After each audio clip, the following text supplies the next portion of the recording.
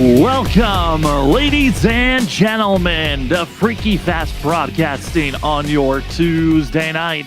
Tonight, we give you some new coverage for us here at Freaky Fast. It's the Great Lakes Racing Premier Series, already in the middle of the regular season and crunching down to the playoffs just around the corner. The Great Lakes Racing Premier drivers get ready for race 12 from Echo Park Speedway. About to get under the lights with the O'Reilly's car, and it's been a spectacular season of seeing drivers going back and forth. We want to say thank you to the Split Second TV broadcast that was covering the first 10 races of the season.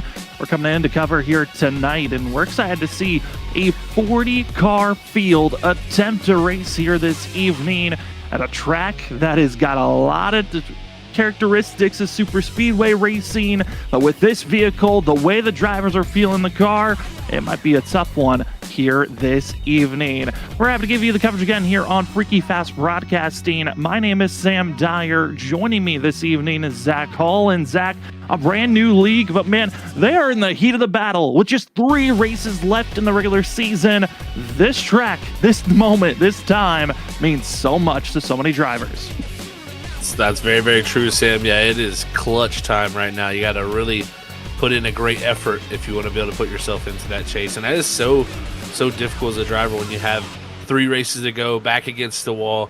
You come to this track here, the Echo Park Speedway, and it is just chaos sitting at every single corner, every single exit. And it's going to be fun, exciting times, you know. Here, with a lot of new names, a lot of great drivers, too. I mean, 40 cars out here, a storied league, you know, through 12 seasons. That I've always accredited leagues when they go through, you know, multiple seasons. It takes so much time and effort to do that, and these guys have definitely built a great thing. We do want to apologize right off the rip. Again, new league in the middle of the season. If we missay someone's name, we apologize. We hope to have a little bit of grace here with us coming in and broadcasting here tonight. But coming off of last week with the Great Lakes Racing Premier Series, they were at Michigan. During that race, one caution was thrown, and it was Christian Peterson that got the victory that day, only leading 7 laps, but so showing that you can just lead a small margin of laps and find yourself at a victory lane, which has happened multiple times here in the past. Back in season 10, the first time they ran here at Echo Park, otherwise known as Atlanta Speedway at the time, it was Gavin Fitzgerald that led just 1 lap of 122 that got into victory lane. And then last season, it was Elliott Henderson just leading 3 laps of 104. Showing, Zach, if you're dominating, leading every lap, it is not a good sign that you're going to be finding yourself at victory lane. That's for sure. I mean, normally you see that happen a lot of times, actually, when we come to these super speedways. The drivers that are able to position themselves up front, they'll have an opportunity and a chance, but it's still such a lottery of a race that even if you're up front and you're putting yourself in those better odds, so to say, stakes, it still can slip away just in a blink of an eye. And especially when you got a gigantic field here of 40 competitive cars, everybody's out there gunning for a victory, and they know Atlanta might be one of their best opportunities. You know, Daytona, Talladega, Atlanta, the great equalizer when it comes to all NASCAR racing. This is a place where everybody has that opportunity to get that illustrious win, so everybody just gets that little bit more up on the wheel, I think. Drivers getting their last bit of draft package practice before qualifying, about to get underway, and you saw there for a quick moment, these vehicles are loose. They're a handful. You're going to see the exit of the corners be tough. This entry of the corners, drivers are already talking about, be careful with aero packing, or what we like to now call aero griefing, of getting right on someone's back bumper. You can really loosen up this rear end if you're not careful, and these drivers are going to have to deal with a lot here this evening. As practice comes to a close, it's going to be seeing Shane Nice-Wonger, who's going to be the fastest driver of the night, and also going to be seeing the 24 of Tony Manji, who's going to be second fastest, Aiden DuPont third fastest. So that's your fast 3 from practice, but that's with having the help of the draft. We're now heading into qualifying. All drivers will be given 2 laps to put down their fastest time. You hit the wall, go through the grass. Your lap could be invalidated, which is not what you want to do here at Echo Park, especially with this course, the way the draft package is. not the easiest place to pass, even though it has the pack racing and the ways that you could try to navigate your way forward. It is definitely different in that I'd say from Talladega and Daytona. You know, those tracks 2.5 mile in length, much more width to the racetrack, allows more lanes to be available at a more reasonable distance between the cars, which allows just for more opportunities. This place, very narrow. It's only 1.5 miles, so it's a mile less in distance. You get that much more packed up. It becomes almost bumper to bumper traffic, and sometimes just making it 3 wide is enough to really upset the whole flow of the race. Some drivers aren't able to hold that bottom line. You know, we talk about getting on the back bumper of somebody. Well, if you're following really close to someone also tonight, right into the entry of the corner, you might get that aero wash condition. So you wash up the racetrack. If you're 3 wide, there's no room to wash up off the bottom. As soon as that happens, there's going to be a wreck. So we got to watch for those drivers dealing with that also throughout the pack. As drivers are getting ready for qualifying, here's going to be Ashton Lawson in the 26 machine, one of the first drivers to hit the track for qualifying. Now, if we look at the passes Super Speedway qualifying for this season, it was Hunter Manalinas who found their way into grabbing the pole in victory lane at Daytona to start the season off, hoping for similar results here this evening. But if we look at the past, Hunter Manalinas also took the pole back in season 10, the first time they ran this track. Now, they were running the trucks at that time for both season 10 and 11, but during that time, Hunter was found the pole, and Jackson Sims grabbed the pole last season in the trucks. We'll see if there's any changing of guards, if someone else can try to find their way into the pole here this evening, as we're finishing up our first 2 minutes of qualifying, and it's Nathan Jump, top of the board with a 31.815, top of the line. We'll see if that 26 can hold that spot, or will it be someone else, as we still have over 30 other drivers waiting to set a time. That's for sure. 30 other drivers still putting their times down, and we'll see what it works out right now. Jump with a good lap, and Justin Vandermarl, he will jump up into that second spot in the 54 machine. So great job by him. Tao Owen, he's going to jump up to 5th.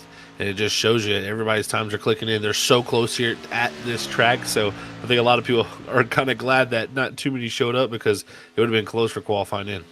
It really could have been close, as a lot of drivers know, again, tonight, counting tonight, we've got just 3 races left in the regular season.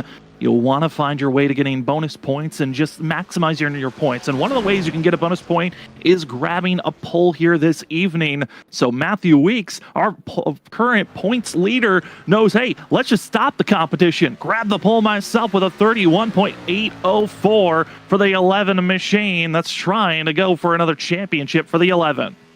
Great lap for Matthew there for sure. I mean, that's 11/100ths of a second over jump, and that is a considerable distance. When you look at that, that's almost the size that they got from 2nd back to 5th. So that's a small margin in time, but a big margin when it comes to overall qualifying here at this track. Is now watching the 73 here, Kyle Cooper. Let's see what his lap time will produce. He's right now running that outer groove to build up the speed on the first lap. This next lap will be where the true speed comes from, the 73. And now Jackson Sims, who grabbed the pole back in season 11 last year, he finds his way with the pole currently 31.748. That is over a 1/2 of a tenth faster than Matthew Weeks' previous pole time, and that is going to be throwing the 6 machine top of the board. Rest of the field trying to find their way. How can you beat out the time of the 6 machine? And again, there's still a couple of fast drivers still waiting in the wings. When can they maybe set their times? One of those being the 7 of Hunter Menace, who's going to be trying their way to get on top of the board on their second lap as Kyle Cooper crossed the line for the 73. Is it a faster time for themselves? Good enough for 18th. Other drivers that crack into the top 5 going to be Matt Durr and Zach Henry, 3rd and 4th for the 18 and the 12. Still the fastest time in the 6, and Hunter tried, but it's 2/1000th of a second too slow. Sims still holds on. So close for the 7 machine. Those two so close. And then Christian Peterson, it was 2/1000th of a second to the 7 to the 6. Now it's going to be 1/1000th of a second to Peterson in 2nd. So just super close between our top 3. Just putting down the burners here late. No one else is out on track. Qualifying comes to a close, and give the pole sitter award here at Echo Park to Jackson Sims in the 6, doing it back to back last season and now this current season. Great to see for that 6 machine. But for us, we've now got a 5-minute warm-up period for the drivers. It's their last times to have talks with the admins, last bit of practice, as well allows us to take a deeper look of how the season's been so far. As we first bring up the point standings, where are we at right now? With 3 races left in the regular season before the playoffs, here's where it gets fun. Most leagues, it's the top 12, top 16 that make it to the chase and race for a championship. Here for the Great Lakes Premier Series, only the top 10 are there. But Zach, it's not all the top 10 drivers will be running for this chase. That is exactly right, Sam. So a rule here at Great Lakes is you cannot miss more than 3 races. And if you do, you are going to be ineligible for that chase. And unfortunately for Christian Peterson, who's second on the grid here tonight, also 5th on this standings here, he's not going to be eligible for that this chase here. So it's going to drop pretty much, another driver into this. So Elliot Henderson right now, he may be 11th in points. He is technically going to be above that cut line coming in here tonight. And this is going to be bringing in a couple of those other drivers that are just outside looking in, a Zachary Henry as well as an Aiden DuPont. DuPont's been having some very good runs during the race positions, but it's coming to the end of the race where he's been struggling to get those good runs.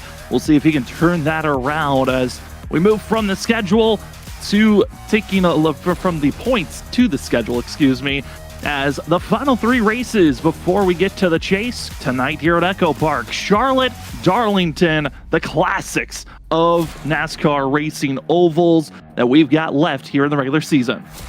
Beautiful way to end it for sure, Sam. Yeah, I mean, Atlanta here tonight, it is a roll of the dice, as they would say, when it comes to races. Then, of course, Charlotte and Darlington, classic tried and true NASCAR tracks. And, man, I'm really excited to see how this could play out for these guys. These are really, really good tracks. And when they get to even that chase, you can see some of the great tracks there. It's going to be really competitive, I think.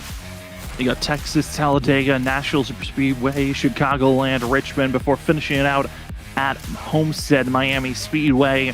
A lot of great tracks ahead of us. We'll see how the field can handle them as they've had some great runs recently.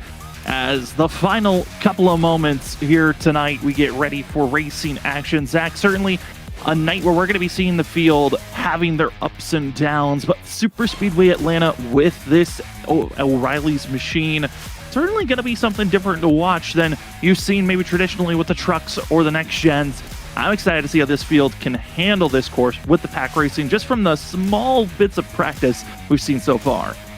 That's for sure, yeah. I've watched a good bit of the practice, and it's been interesting just to watch kind of the battles between the cars and how they draft, how they suck up, how they make maneuvers on each other. And yeah, very, very different, of course, from the trucks in that next-gen car. So I'm excited. I think we'll see a little bit more separation, but at the same time, I think the packs and the runs are going to be very strong, and I think even tires will matter that much more in this car. So I think we got a great race here underway here for us, and I think once they drop the green flag, it's going to be anybody's game. It really will be. Talking about bonus points, the pole sitter, Jackson Sims, already has grabbed one of the bonus points, which is grab a pole. Most leagues, you can grab a bonus point by just leading a mere lap. Not the case here in the Great Lakes Premier Series. Instead, just leading the most laps will award you just 1 bonus point, and the fun bonus point, the fastest lap of the race gets 1 bonus point. Zach, we're going to see a lot of drivers maybe try to linger back to set up for that fastest lap they can grab. That's exactly right. Yeah, if you're leading the way, you're not going to get the fastest lap. That's just the way drafting works. Of course, cars behind get that advantage of the toe and being in that turbulent air behind these race cars. So you may see that. Yeah, I mean, someone really back there around like the 30th position, say they're like the 15th place car or something on a pack or something. You just lay back just a little bit and then get a huge run come to start a lap, and then never know, try to carry that speed and momentum through it. You could get that bonus point. See who can grab it with 30 seconds left here in the warm-ups. Again, we want to say thank you to everyone that's joining in, getting ready for the racing action of the Great Lakes Racing Premier Series here from Echo Park. Again, We're hopping into the middle of this season, so we apologize if we get the names wrong, but we're excited to see how these drivers race here with the O'Reilly's car at Echo Park. 101 laps is scheduled for tonight's race. No stage break, no fast repairs. We got 3 extra sets of tires in pit road, and another fun factor to note on, 80% fuel limit for these drivers, so they're not going to be able to go the full limit that maybe they were expecting. It's going to be a little bit short of a fuel cell they have to work with here tonight. We'll see how that maybe influences the racing. Are they going to be saving? Are they going to be going aggressive? We'll have to wait and see because practice is over. Qualifying's over. Same for the warm-up. All that's left is 101 laps here from Echo Park Speedway, and we've got ourselves a packed field ready to give you the racing action. Taking the Pulsar Award and the 1 bonus point, give it to the 6 machine of Jackson Sims. Christian Peterson going to be taking 2nd place on the outside of row number 1. Row number 2, we find the 7 of Hunter Meneninis, as well as seeing Brett going to be Brett in the 9 machine. Also going to see Matt Durr in the 18, going to be in 5th, with Zach Henry in the 12 machine in 6th position. 7th, we find the 11 of Matthew Weeks, with Justin Mons going to be in the 20 and 8th. Elliot Henderson going to be in 9th, as well as seeing William in the 27 to finish out our top 10. Starting in the 11th position, it's going to be the 29 of Nathan Jump. In 12th, it's going to be the 10 of Hunter Brittle. Kyle Brumpet is going to start in the 13th position, with James Wagner starting in 14th. 15th is going to go to Justin Vandermarl. And 16th is going to go to Cy Jackson. 17th is going to go to Ashton Lawson. Trey Holmes is going to start in the 18th position. 19th is going to go to the 5 of Brett Kingcott. And rounding our top 20, it's Aiden DuPont. In 21st, the 52 of Ross Brockman. Jeremy Pienta going to be in the 77 in 22nd place. Kyle Cooper in the 73 finds himself 23rd. 24th, we find ourselves with the 96 of Tyler Nice Wonger going to be in 25th. Fastest driver from practice. We'll see if he can find that speed here in the race trim. Corey Abbott in 26th for the 43. Going to be seeing Talon Owens in the 09 and 27th, with Jeremy Duda going to be in the 53, 28th. Jeffrey Johnson, 29th. And finishing our top 30 is Travis Hanby in the 3. Starting at 31st is the 17 Adolfo Delgado, with Tony Manji in 32nd. 33rd is going to be the 21 of Logan Hardy. And 34th, it'll be Rod Fosnock. 35th is going to go to Spencer Owens. 36th is going to go to Hudson Geiger. Vincent Vanderhook is going to start in 37th. James Shiflett is going to start in 38th. 39th is going to go to Blair Kneebone. And rounding out our 40 car field here tonight, it's going to be the 98 of Robin Durr. 40 drivers set for tonight. We did get some extended laps for the field to allow us to go through all the names, and as well allow the drivers to think about any strategies they want to take here tonight. Again, Zach, 101 laps, no stage break, no fast repairs, just 3 extra sets of tires in pit road, an 80% fuel limit they've got underneath these engines. I'm curious on the fact of that 80% fuel limit, on how that might influence this race, if it's going to cause the field to go in the fuel saving, everyone slowing down in their pace, or if they're willing to be aggressive and go forward and stay side by side all race long. I think that's going to be the fun note of super speedway racing, on how that's evolved over the years of real life racing and sim racing, on how much fuel saving is a key factor. Oh, no doubt, especially these super speedways. It has been everything. And you know, from the numbers and the data I have, it is a little older on the side of telemetry data. But I think with the fuel load we have here, 80%, they should be looking at about 52 to 53 laps under green flag conditions, and even probably some more with depending how the draft situation is for them throughout the runs.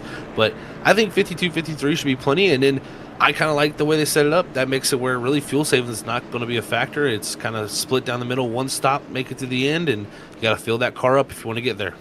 One stop, make it to the end, or will we have multiple cautions that can maybe change things up? But again, we are excited to give you the call here on Freaky Fast Broadcasting. My name is Sam Dyer. With me is Zach Hall. Running production in the background is Robert Moyer Jr. And we've got 40 drivers ready to go green here from Echo Park. The Great Lakes Racing Premier Series enters the restart zone. Peterson, Sims, we are green with all 38 other drivers following in suit as we roar down into turn number 1. Great start here from everybody, Sam, and you're going to see right there immediately at the bottom of Jackson Sims. He's going to be able to clear that outside line of Christian Peterson. Peterson thought for a moment to jump down to the bottom, but he's going to stay up top, get the shove down the back straightaway, and see what happens. See if one car, two cars break into the inside of the line here, and they're going to drop to the back. There is a red line rule here tonight, ladies and gentlemen. You cannot advance your position under that red line unless you are avoiding a wreck or you are forced down there. But we will see a couple of drivers like you just saw on the backstretch decide to opt out. They drop to the inside groove, go to the end of the line, and deciding that they want to get out of the trouble as soon as possible, even though sometimes it's the middle of the field or the back half of the field. It's the most dangerous on track, but currently Sims Peterson in control of both lanes as they head down into turn number 3, looking good. Two drivers did start in pit road. It's going to be Hudson Geiger as well as Travis Handby, both deciding to start in pit road for the both of them. Luckily, they've got a drafting partner, so they won't lose as much time, but in trouble of going a lap down here early. Definitely don't want to do that. That would put you in a big hole here to start off this race, but right now the racing's been pretty great. Everybody's been very cautious. They're not trying to make any too sudden movements, no big slam drafting moments. I think everybody here is being really patient. These are very talented drivers. They understand the racecraft of this is early in the event. There's no reason to go out here and ruin our equipment, ruin our race cars, and ruin our race.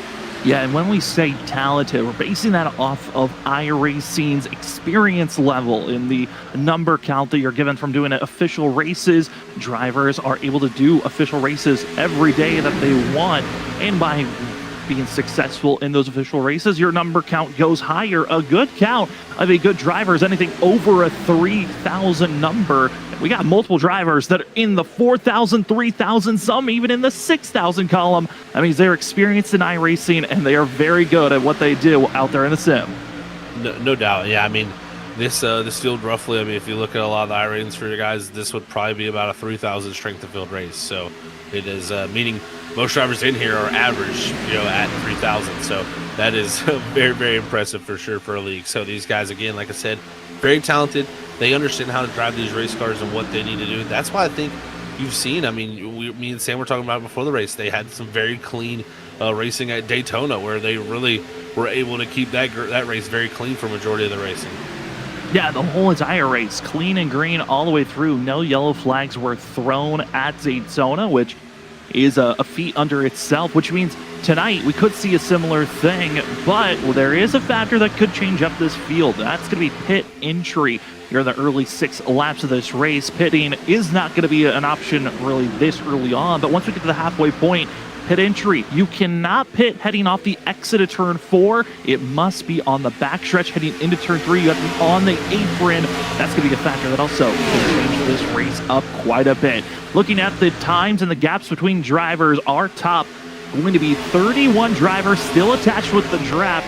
All the way back in 32nd position, Zach. We're starting to see a gap starting to build of drivers losing the draft, as well a difference happening around the 22nd to 23rd place, where drivers are losing a little bit of footing, where we're seeing the field right now just trying to survive and stay with the draft, but it looks to be a little bit tough, especially right now in 23rd and 24th as we're riding on board with Adolfo.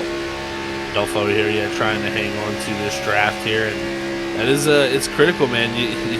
You want to kind of pace yourself and ride here and kind of manage your equipment because Atlanta, it is a super speedway race, but this track will very much more use tires than the Daytona and Talladegas that we go to.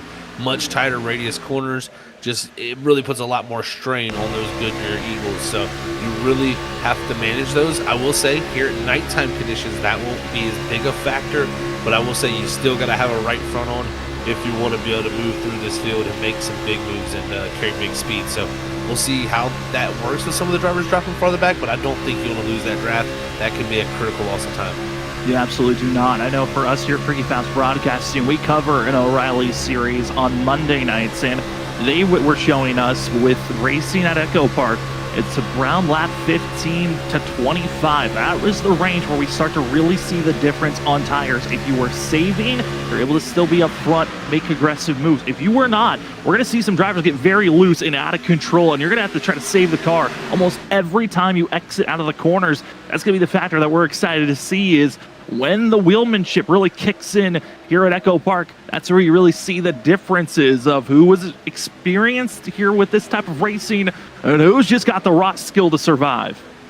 That's for sure. You got to really be able to hold on to it. As now the 7 and the 6 both thought about sliding up to the outer groove there on the exit of 4 to kind of just cover off that outside line. As right now it looks like the 75 and the 9 are settled on the bottom side. As it looks like now it's going to be the 6 of Jackson Sims, our pole setter. He wants to try to take his opportunity and lead the top side, but we'll see if they can fight forward right now on the bottom and look a little bit better as we've lined up. But the 7, he's going to take his opportunity also to jump up.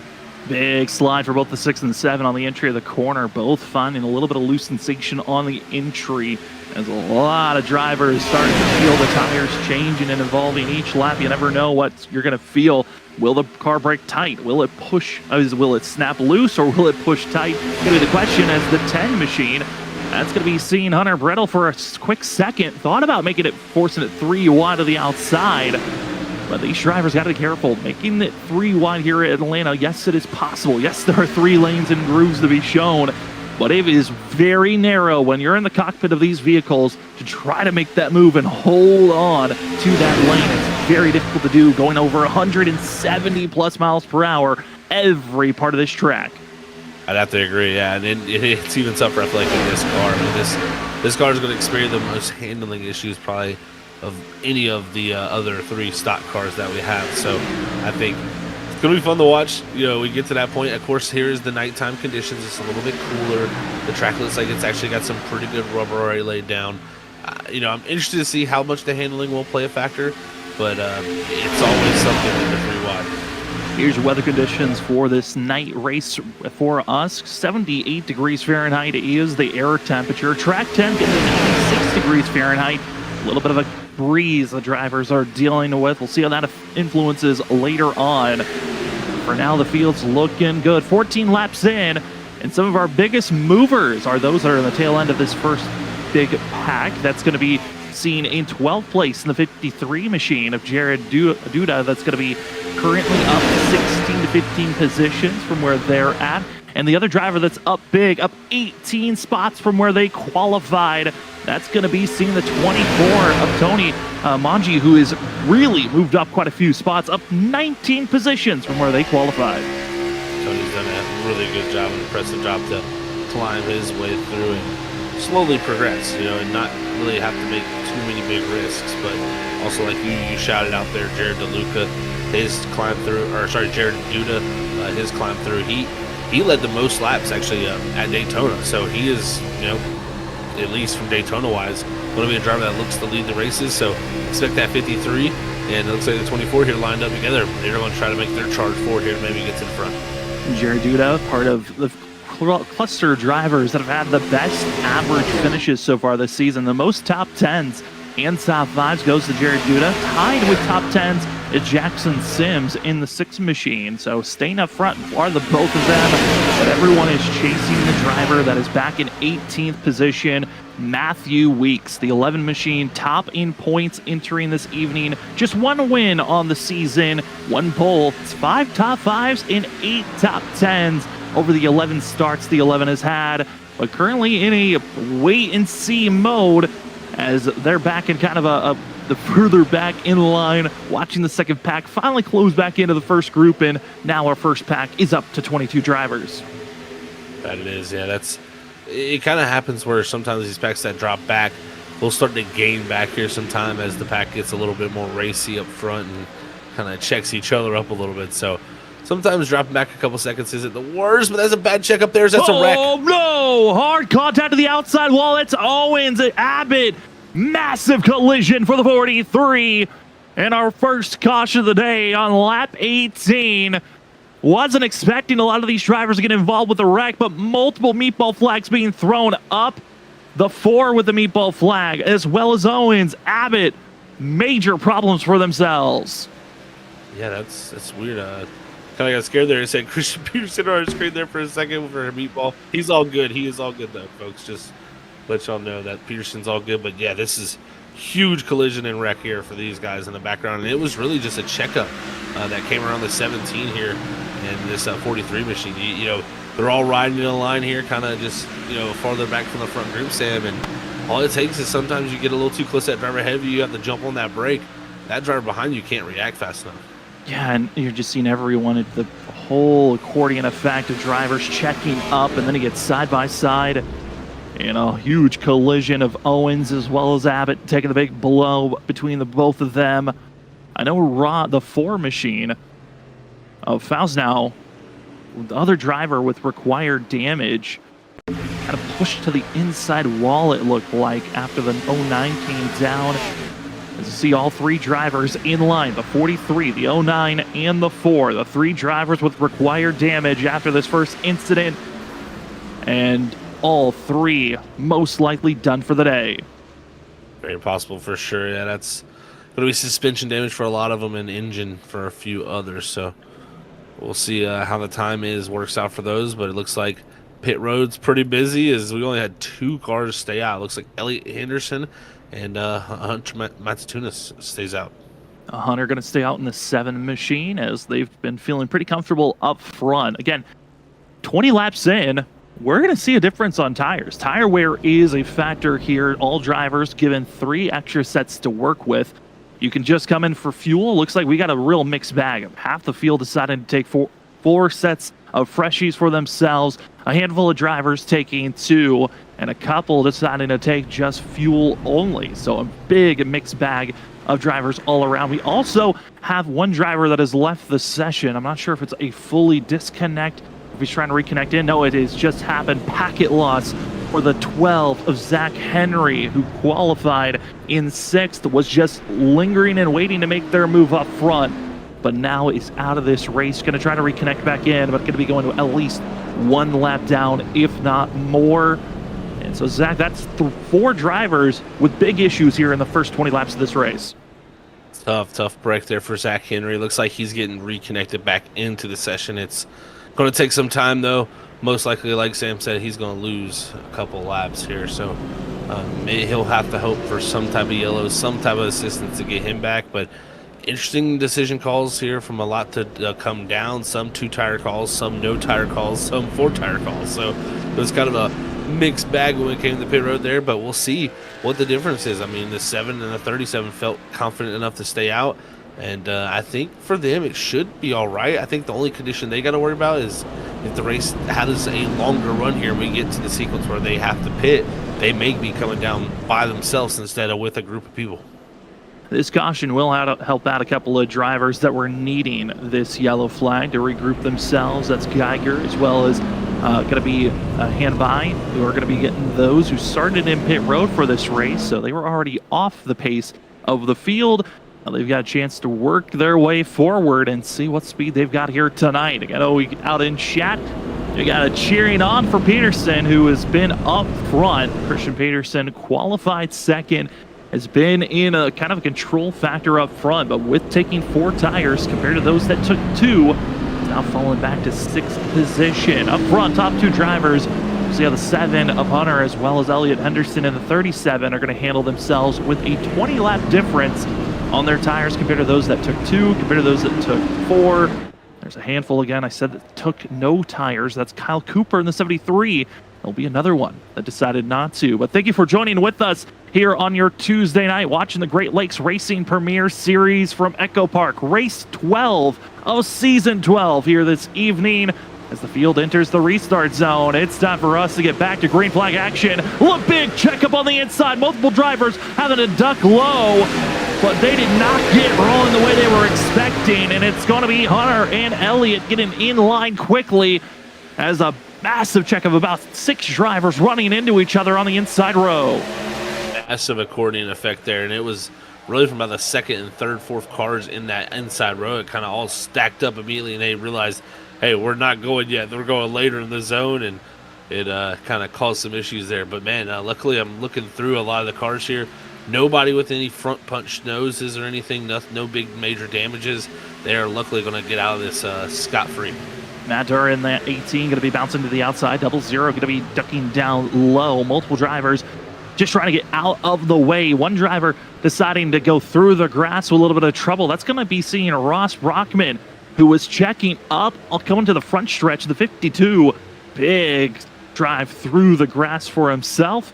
We continue to stay green. No caution flag is thrown. As seeing a couple of drivers throughout the field, some of their schemes and the way they're running, trying to get used to some of these drivers. Again, this is our first time calling these guys from the Great Lakes Racing Premier Series, so names the numbers. We hope to get them by the end of this race. We're already a quarter of the way through, and I don't feel that confident. It's number 8 of Jeff Johnson, currently running back in 30th position, qualified 29th, so not a lot of movement from the 8 machine. But honestly, taking it easy, not the worst route, especially with the ways the guys up front are racing right now with being 2 wide and thinking about 3 wide for a moment. That's for sure, yeah. When you're back here, it's like, man, I'm running back here right now, but when something big happens, you're going to smile and say, well, I'm glad I was back there because I didn't get involved in it. So right now, Jeff Johnson looking to play that strategy to stay out of the mess here early in the go. But like you said, that front lead pack is starting to heat things back up. Henderson and the 700 have both done a great job of holding the front here, but it's now Peterson on the outside of the 75. It's all early to go, and he got immediately to the lead from that front row. He wants to get back up there.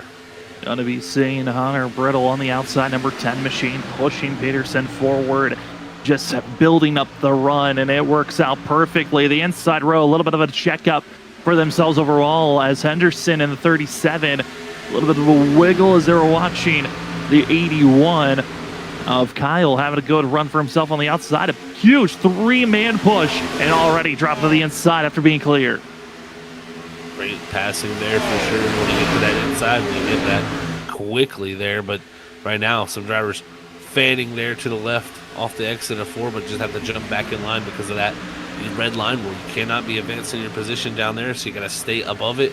And that is going to be something the driver's got to focus on all night. It might come up at some point where someone makes the issue and does accidentally dip below there. In the 9 machine of Brett on the outer groove. Everyone's trying to stay side by side. Big thing you got to worry about, though, is when you got multiple drivers in line drafting pretty well. When you're side by side, you're hurting yourself on speed. That's going to be hurting this field. With seen on the side drafting. I know, Zach, there's multiple different terms on the ways that the air can be influenced here tonight. Side drafting, one of the many. Definitely, for sure, yeah. Side drafting is such a powerful tool that we have. It's, the key is, people hear that, you're like, what is side drafting? Well, more or less, you're just trying to manipulate the air with your race car and put more air on their race car. In turn, by doing that, you're just causing their cars to have more drag, which drag makes your car go slower in the straightaway. So that is an important part of super speedway racing, and when you have the limited power, it just sometimes is such a critical thing to drop down there and really just pull that driver back if you want to make a move. I've seen a little bit of a split up happening. A 13th back to 14th place, still having a pretty big difference of over a second of Ashton Lawson all the way forward to where we see the 73 of Kyle Cooper. Here's that second group that's in line. They're trying to build up the speed to be in the draft. Might need a little bit more help if you want to move forward. But Zach, this is a similar situation that we saw that brought out our first caution of these drivers in line, building up these big runs, and in the corner, as Vason maneuvers to start to hurt him. But we got to go back up to the lead pack because they're 3 wide right now, and they're starting to close in on some lap traffic. You better find your footing, find your placing, and the 10 stuck 3 wide, trying to find a way to get down low, but with the lap car in front of them, this could get tricky very quickly if these drivers aren't careful. Oh, the 37 there got a little high. Luckily, the 10 let him back in, so good job by Brutal. Let the 37 of Henderson gather it up because that could have been disaster. But here comes the lap traffic. They're going to look to the inside of them as Peterson and now Brummett go past. It's going to be the rest of the field to decide because they're 2 by 2. This makes it a little bit more of an issue, but the lap car jumps to the bottom side and says, I'm going to hang on here. And it makes sense why they'll get in line. That's Zach Henry, who got disconnected due to packet loss. Had top 5 speed, and right now is in the middle of the lead pack. Multiple laps down, 2 laps down is the 12, and he's going to be put in what we call the sucker hole, the middle portion of a 3 wide group. and that is where you usually go backwards. Not a lot of help behind, not a lot of help in front, and the 12 is slowly eking his way backwards.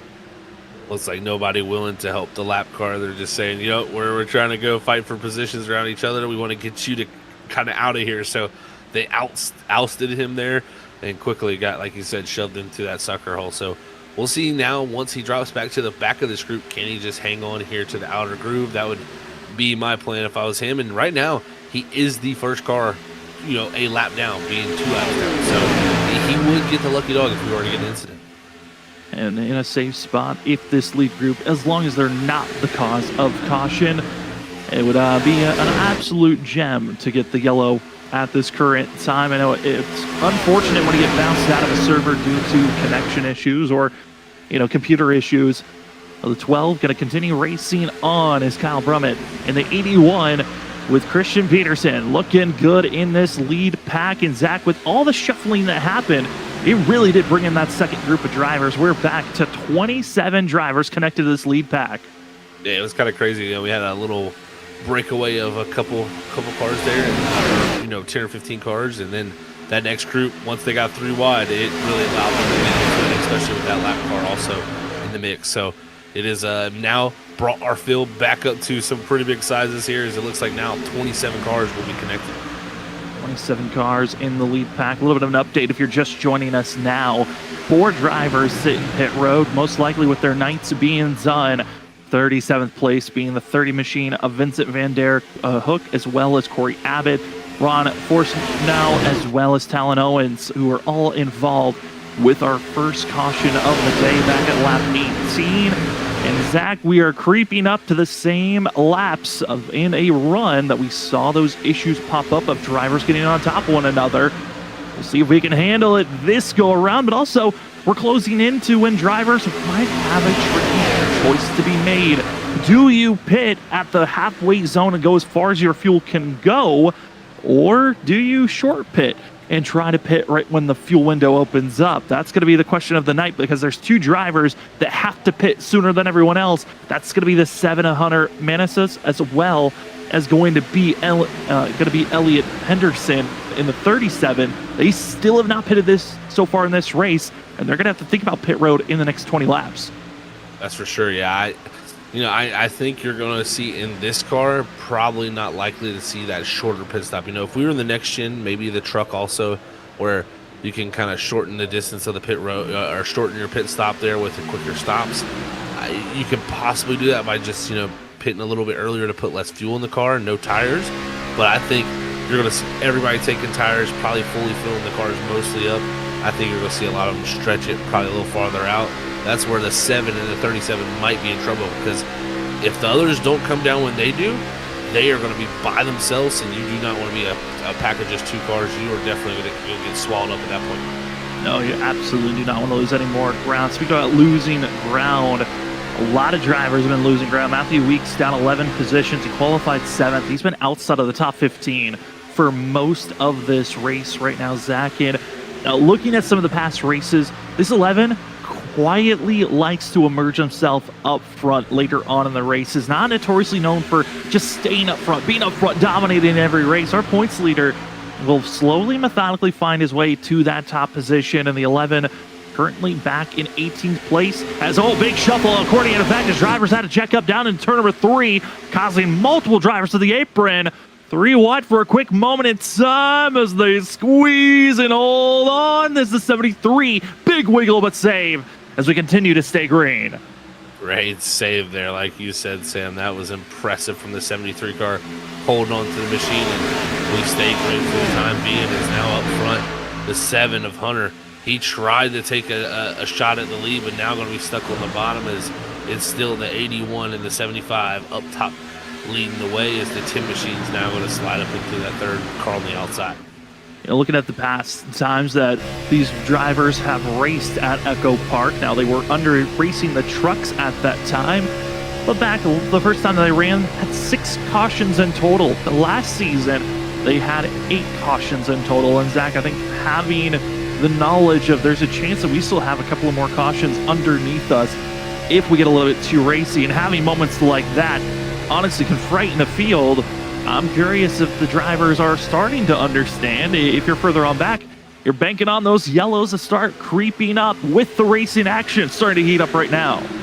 Totally agree. Yeah, this is starting to heat up a little bit for sure when it comes to the action as the tires start to warm up more. They start to carry on. I think also this shows that tires are not a crazy advantage because the 7 and the 37 are able to hang on. I think the nighttime conditions are really playing into that, but we'll see again as this goes. I think fuel is going to be the biggest issue for the 7 and the 37 when it comes to their pit strategy. But we march along here on lap 42, getting complete this time. It gets nearer and nearer to that point where they do have to pit. I know the one thing I'm starting to notice a lot as we're creeping up to the halfway of tonight's race, as the featured 101 laps here from Echo Park for the Great Lakes Racing Premier Series. The inside road, Zach, a lot of shimmying off the exit turn 4 and 2. Drivers are starting to feel that loose sensation, and I'm starting to get a little bit nervous of drivers overcorrecting and shipping their way back to the outside with that sensation that they're starting to show with the rear ends wiggling a lot. I'd have to agree with you, Sam. Yeah, that's a dangerous situation to be in, man. When you start getting a little loose, things start to get where you have to catch them, especially if you're on that bottom side. If you get loose and have to correct that car, you might go up a couple lanes having to catch it, and that's where you're going to have issues. So, and I wouldn't even be surprised if we started to see some people even have some issues with the front end of these cars not turning well, just with how close they've been stacked up with each other. But you can just see right on here, looks like these cars are definitely on the more free side when it comes to how they're, really angling out and yawing out through the corner. Couple of drivers further back in the field, right on board for Justin, who's currently riding back in 13th position, just showing what it's like to be on the inside, riding that red line, just trying to stay as low as you can, carry as much momentum as possible. And ultimate goal, don't drift up and make contact with that driver to the outside groove. While the driver on the outside are trying to build up the runs as much as they can, side draft a little bit, and then also make sure that wall's not there on the outer groove. But all the shimmying, all the shaking, we're starting to see some drivers that maybe felt like their tires are confident to make some big moves, starting to shift their way forward. Jared Duda going to be one of those drivers in the 24 that's trying to find a way to move forward, up 19 spots from where they started. Tony Imanji, who's up 22 positions, has moved up great, as well as seeing some other drivers. I know Cy Jackson in the 2 machine, up 12 spots from where they started. We got a lot of drivers in the top 10 that have moved up double digits in their positionings. That they have. That's impressive to do, man. You got to fight forward, and it gets tougher the closer you get there. That's where I think, the likes of Duda and Manji, they've gotten up here into this top 10 area. It's now how can they climb their way forward. But I also think, again, a lot of these drivers, just because, again, the racecraft, the veteran style of racing they have here, I think a lot of these drivers aren't even looking at lap 47 like a big deal. I think all of them are, again, trying to get to that lap 101 mark, and they're going to probably sit here for majority of this run and just kind of ride it out to the end till they have to pit. And then I think after that pit stop happens, that final one, everybody then knows it's go time for how positioning yourself when it comes to track position. One driver we're waiting on when they're going to pull into the pits. Got to be the 7 and the 37. Again, yet to pit here tonight. They've been running for 48 laps. We had the caution. It allowed them to save just a little bit of extra more fuel to make sure they could turn this race into a one-stop. But it is still very much a question of when you come into pit road, is it just going to be the 2 of you? Do you have some allies that will join you into pit road? That's going to be the big factor of make sure you do not pit just the 2 drivers, because you might miss out on a lot. You got to always have friends. It's not only the friends that you have that you draft with, but friends coming to pit road. That could be such an important situation. The green flag pit stops at super speedways and speedways separate the men from the boys, as the saying would go, because, man, you can gain valuable seconds, and if you put seconds on your competition, you can sometimes break that draft, and that's where we see some of these little packs that'll form. Again, if we get to that green flag pit stop, that is where you will see this race determine a lot of factors, at least for how you position yourself coming into the end of the race. Welcome to the halfway zone of tonight's race. Starting to see a little bit of lap traffic building up in front of our leaders. That's going to be Ross Brockman in the 52, who will stay on the racing surface. Now, You know, when you've got a lap car, there's a couple of ways that you can react with the lead pack catching up to you. Either stay and hold a line, either down low or up high, or you duck down to the apron and just kind of wave the white flag and say, that's where I'm going to go. And that's exactly what we're going to see from the 52. Drops down to the apron, hoping to see majority of the field drive on by before they get to the entry of turn 3, where they'll move back up onto the track. And that is a clean get out of the way from the 52. Respectful to see as Brockman goes one lap down. First driver one lap down, so if there's a caution, at 52 will get that lucky dog spot. That's for sure going to get that lucky dog spot. And now Zach Henry, he's going to feel the pain because of him going a lap down in the 52. That takes away his lucky dog position, so he's going to need even more help if you're in that 12-team camp. And that's just a little bit of a heartbreaking situation since he disconnected. But I think we got a big move being made there. One driver thought about it for a moment, making it 3 wide, but they kind of got squeezed together back 2 wide.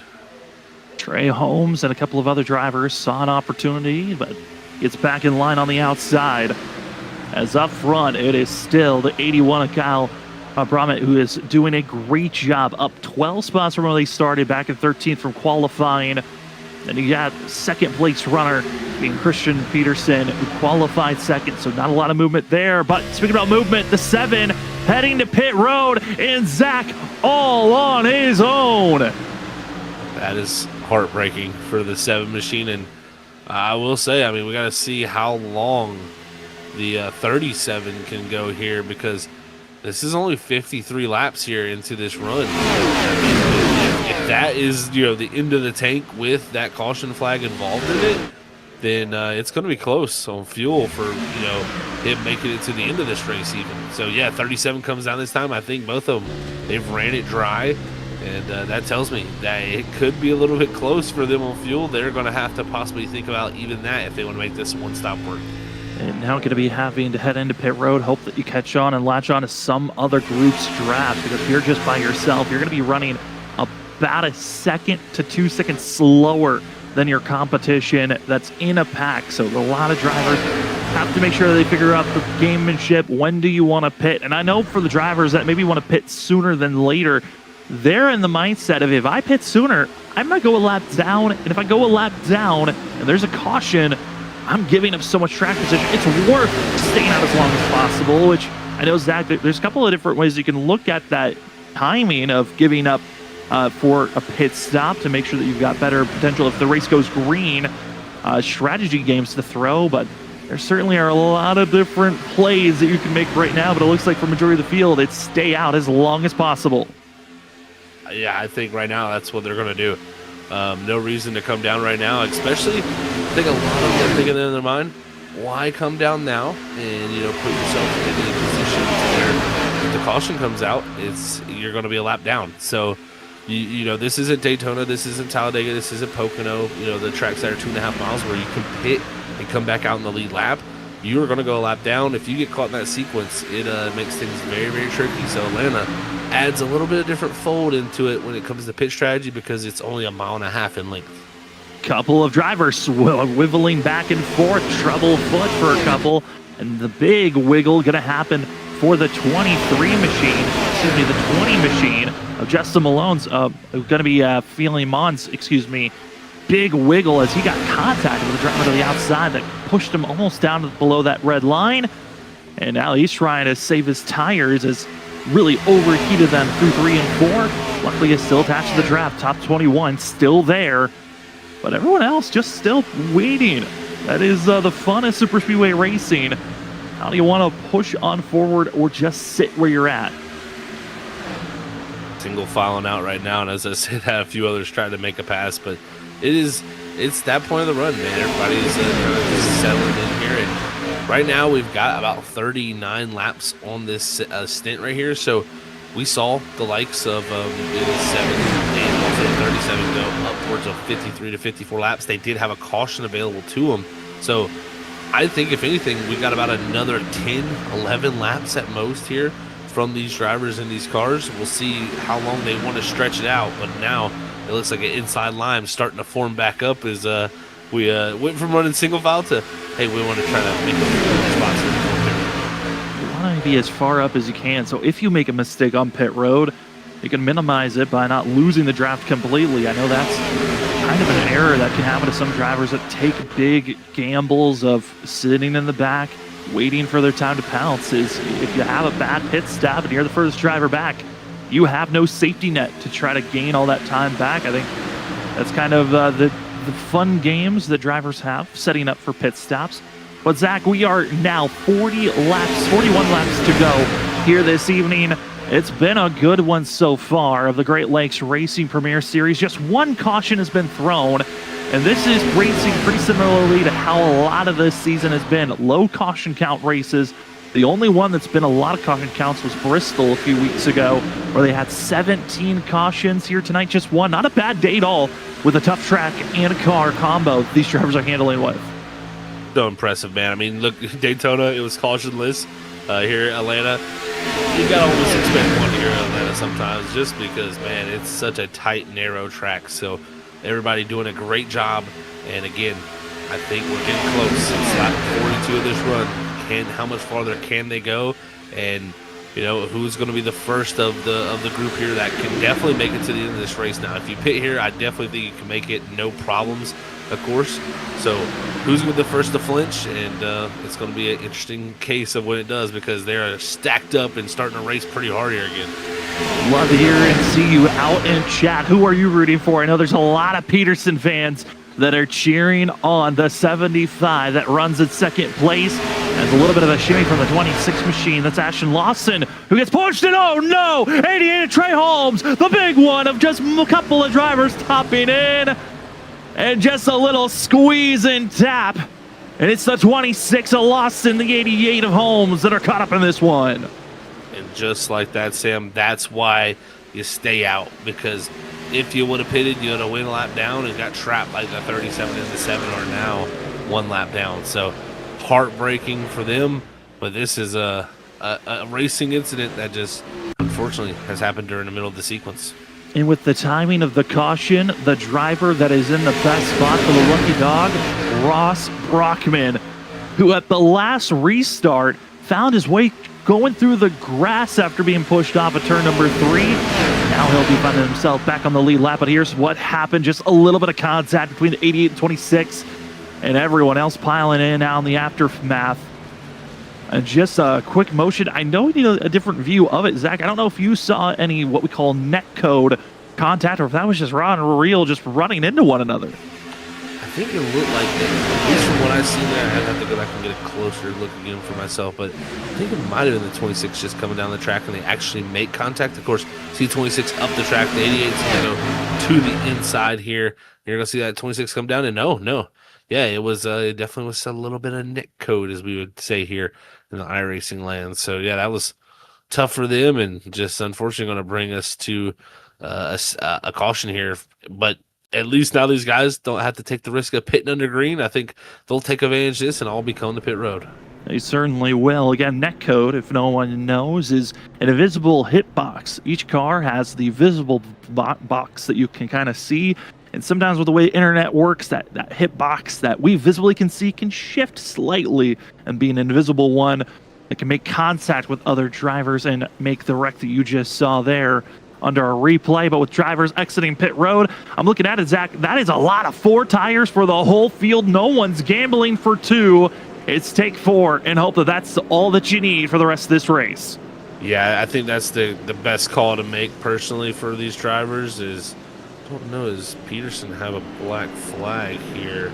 That could be a caught speeding. I don't see it on my end. But he's definitely let a few people by. We'll see if he speeds back up. But more or less, you know, I think everybody took 4 tires there because they had to pretty much packet fuel, almost up fuel for these cars. So I think they went ahead, put as much fuel as they possibly can in them, and put also the 4 tires on to have as much grip here to the end of this race, because now no pit stops needed. It is a straight dash to the end of 101 laps. They're looking at that last incident. Some of the drivers that are involved with it are drivers that are in the top 10 of points.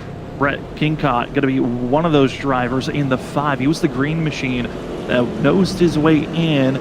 Spend a little bit of extra time in pit road, over a minute extra time for damage repair. A little bit nervous on the 5 as he needs a good points day Elliott Henson, as well as Hunter Mananessa, who are the 7 and 37. They took the wave around with everyone pitting. They were able to get back onto the lead lap, which will leave us with 33 drivers on the lead position as we're getting ready to go back to green flag racing, which if you're Elliott Henson, who enters tonight 11th in points, that's not accounting for the Christian Peterson missing 3 races and the potential on the line of missing out on the chase. This is a big points day for the 37. He needs to finish up front, and Henry is the driver who's 12th in points. Still going to be 1 lap down, but it's the only driver 1 lap down currently after take the wave around. But Zach's in a tough spot. He's going to have to pit in the next 10 laps. He needs a quick caution to get back in the lead lap. Otherwise, his race is thrown away. Definitely need a caution for Henry there to get back onto that lead lap, but luckily he will be in that position if we get that yellow. But I like the call from the 37-7, take the wave around. They should now, with this yellow, to have enough fuel to make it to that into 101 laps. Since they did the similar in that first run of 53 laps, they should be plenty good. And now this sets them up a little bit worse tires, but they'll be able to fight at least.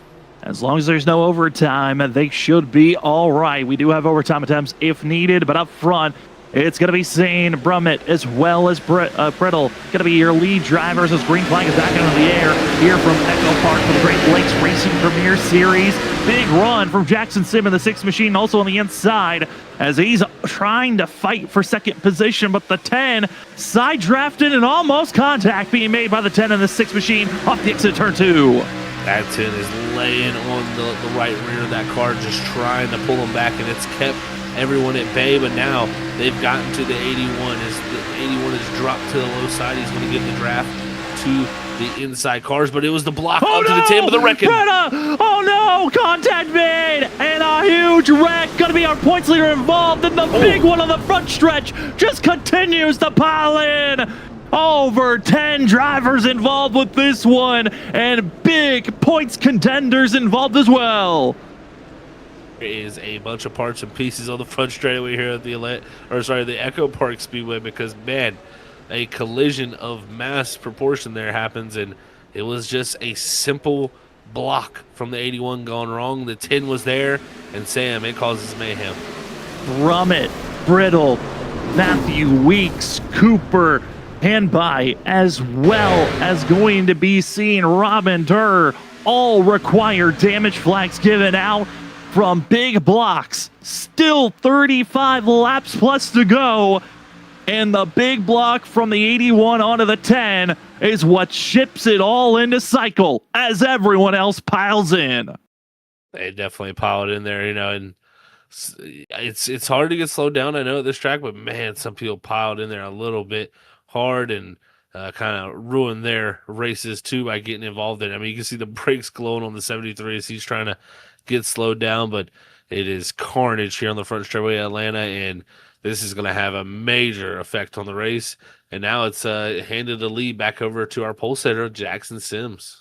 Jackson Sims' aggression on the inside was just the right move. Stay away from the outer groove and you'll be moving forward. As here's what the look of Brittle in the 10 machine on the outside, building the huge run, and tries to ship it to the outer groove, but then it narrows up. Contact and everyone else just following in suit. A tough contact. This is going to allow some of those drivers that maybe felt like they were on the fence of taking it to the end on fuel that they can top off and be good. But this also will take out at least 5 to maybe 8 drivers from this race. We started with 40. We might be down to just 26 moving on from this incident. It is carnage, man. It is shows you one moment these places can just really catch up on you, and all it takes is just split-second decisions like that. That is, the 81, he's had control of the lead for a while, and now everybody getting racy after that final pit stop they needed to make, and the 10 wasn't going to lift. He was there, and unfortunately, that's where the contact was made. Points leader Matthew Weeks going to be heavily in contact with this one. That could give an opportunity for a points lead happening, as Jared Duda going to be in 53rd and 4th position for the 53. good point stay so far if he can stay in that position. But this also could give a chance for a couple of other drivers to try to steal some good points at the end of the day. But Zach, this just shakes so much up. I'm looking at just a huge graveyard of cars that just were sitting in pit road. 28th on back currently are just sitting in pit road, either have already left the race or are trying to get their required damage flag fixed. Yeah, that yellow, we talked about it needing to be a quick one for Zach Henry in the 12, because remember he took the wave around to get one lap down and take away one of his two. Well, and he needed that caution quickly because he had to pit pretty soon. Well, guess what? He got that caution really quick. He is back on the lead lap. So Henry, even after disconnecting, he's going to be back on the lead lap and an opportunity to race forward. And looking at some of the guys that are out of this race or missed out on this race, there's a chance to try to sneak a couple of good points in. Zach Henry currently 12th in points. He was 11 points out of the cut line. And that cut line driver was going to be the 7 of Hunter, going to be Matanenas, who's really the driver who decided to take the wave round further on back and has been quick all night long. We'll see how the 7 can make his way forward. Currently 18th position, Elliot Henderson there as well, but we are back to green flag racing, and Zach, it's 31 laps to go here from Echo Park. 31 to go, and now back in control of our pole setter's hands. Who is going to take it to him? That is going to be the question. Now Jeremy in the 77, he's up to second. This is some new names we've got up here. Even Brett Malone in the 9, Justin Vandermaal in the top 5, and Jared Duda, he's continued his climb forward in that 53. Spencer also going to be seeing Owens. We have not talked about the 23 at all here tonight. He's now trying to get into the mix. There's a lot of names that now get to shuffle their way forward after not being involved with that big wreck that took out majority of our front runners.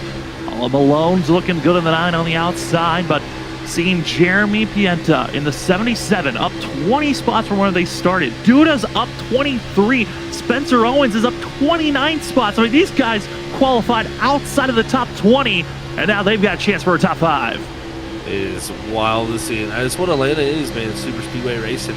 You got to take the opportunities available to you, and you never know what position you'll be in. You ride around for majority of the race questioning what to do, where to position yourself, but for the hopes of when you cross that white flag, you just have the opportunity to race for something special.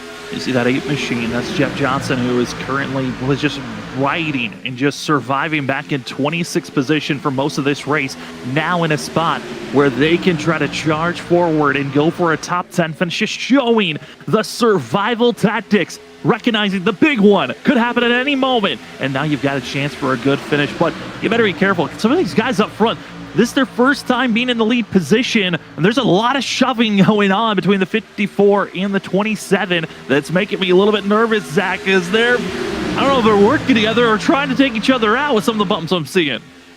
Definitely getting more aggressive with the bumping, the beating, the banging. Everybody's going to take a little bit more, lift a little bit less, and I think that's what we could see issues is the 54 got to be careful, don't want to be too off-center to the left of that 27. That's where issues could play. And you can see they're even already flirting a little bit with that red line. They are definitely all going all out right now. They know you got to get yourself up to the front of this pack if you want to have an opportunity here when we get down to the very end of this race. Do not take each other out, but man, are you trying everything but trouble behind as drivers that were fighting for 15th place going to be going around. And it's going to be seeing Delgado in the 17. That's low and slow. And that will be bringing out another late caution here tonight. That's going to set us up for maybe a 20-lap dash to the end. And if you want some fresh tires, this could be one of your final times to do so. Or otherwise, you hold track position and try to take it easy. This could be that last opportunity for sure, but let's see what exactly happened. I think what you're going to see here is we're watching Adolfo Delgado here in the 17. He's going to come off 3 and 4. He's going to be up in this outside line. He's about the 8th or 9th car, too, in this outside line. And a lot of times you have checkups very late into the entry of the corner here. And I think you're going to see a little bit of a checkup ahead of him. He's going to lift once he sees that car check up. and unfortunately checked up a little too much, but a little even net code from the double zero from behind. The next thing you know, he's gone around, and luckily everybody escapes contact there. That could have been a lot worse. It really could have been a lot worse. Luckily, they make it through, and now we get ready for this upcoming run. Where will these drivers attack?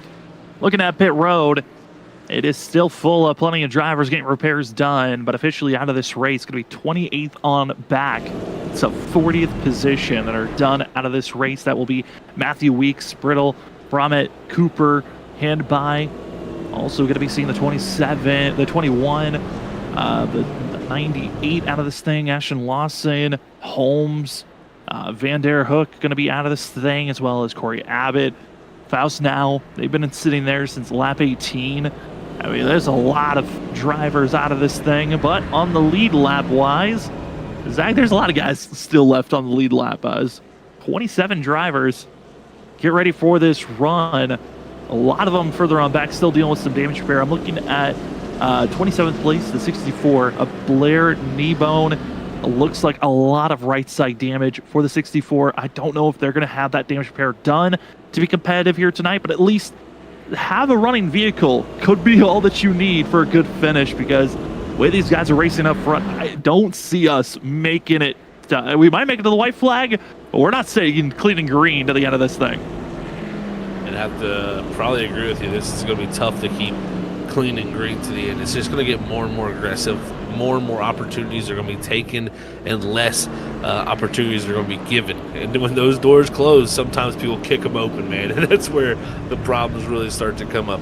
I got to give a quick shout out real quick to the 7 of Hunter Matiunas and Elliot Henderson in the 37. They remember restarted inside, just at the very end of the line after having to take that wave not too long ago. They are 14th and 15th. That was huge for them, because also now they are going to have come down pit road on this previous caution period, and that's allowed them to get on similar tires to everybody again. So the 7 and the 37, who at one point were up front, they're back into the game here. And they are teammates, the 7 and the 37, as well with the 77 of Jeremy Pienta, part of Spectrum Racing. As I will see if the 7's going to get in line and get up with their teammate up front, who currently is going to restart in second position. Jackson Sim in the 6 machine. Going to be having Brett Malone in the 9 right below them. Also going to be seeing the 27 of William Barbagello. Going to be trying their best to make their way forward. The 54. How well can you play nice with your competitors around you? I was looking it over, the 54 of Justin and the 27 of William. They are not teammates. So this is going to be, I think that makes a lot more sense on why they weren't working together as smoothly as we might see teammates work together. They're not. That's why they're making a lot of their runs. Bromett saying in chat, I know it's my first race and I took some good guys out, but I'm not sorry for that. 35 laps to go. Blocking wasn't way late or bad. 10 just closed the drive through, decided to drive through me and hit me on the right side. Hey, we're just the commentators. The admins will make that call, but I love the fact that you were up there. Kyle, you had us enjoying your first race out for the Great Lakes Racing Premier Series. We hope that you're back out there in next week's race at Charlotte, but green flag is back out in the air here from Echo Park. It's Sims Pienta going to be the top 2 as we roar down into turn number 1. Great start for Jackson, but he's going to have now the worries, because the group behind him is going to have a mega run. Let's see what he does. How does he manage this? Does he run up top, or does he cut back low here to cover him off? He might lend the draft to the outside and then immediately come to the bottom as they start to catch up, but it looks like he did a good job of getting it all warmed up, and the 77 is going to stick to him and give him the shove. Giving the push, giving the advantage, and now going to be seeing who else can maybe get into the mix here as we're closing down to 21 laps to go here this evening. Now the middle of the pack, the decisions of when do you want to force it 3 wide? How do you also try to defend your lane? Because the drivers on the inside and the outside, I mean, they're making some big moves where they are showing openings where if a driver gets a big enough run, they could force it 3 wide very easily. Very good, man. This could get very wild quickly, as right now the 9 of Pred Malone, he noses ahead on the bottom. It's Jackson Sims up top. Justin Vandermarl pushing the 9 down on the bottom side, but it's the 77 who's shoving the 6, who is going to have the opportunity. And, you know, a lot of room is being given right in between them two. I would not be surprised. Look at that 75 of Christian Peterson. What is he going to do? Does he take his nose and stick it in the middle? That's going to be the question. As drivers in the mid-pack trying to find a way to get around again. You cannot advance your position under this red line unless you're avoiding a wreck or you're forced below the red line. So drivers better be careful as Peterson almost saw his night over as Sims has to back off. But as those front three, gotta be careful as the 6 and the 75. Zach, they're getting close, but Peterson, you can tell, he sees red in his eyes. He is moving forward quickly and efficiently, and right now is helping Malone lead this race. And honestly, we might see our top 3 try to pull away from the rest of the field with the way they're trying to bump trap, but you can see the mid-pack. 3-1, that's a big squeeze by the 96 machine, and the 77 heading in the wrong direction. You got some teammates, you got some allies, but there's no space for you to move down.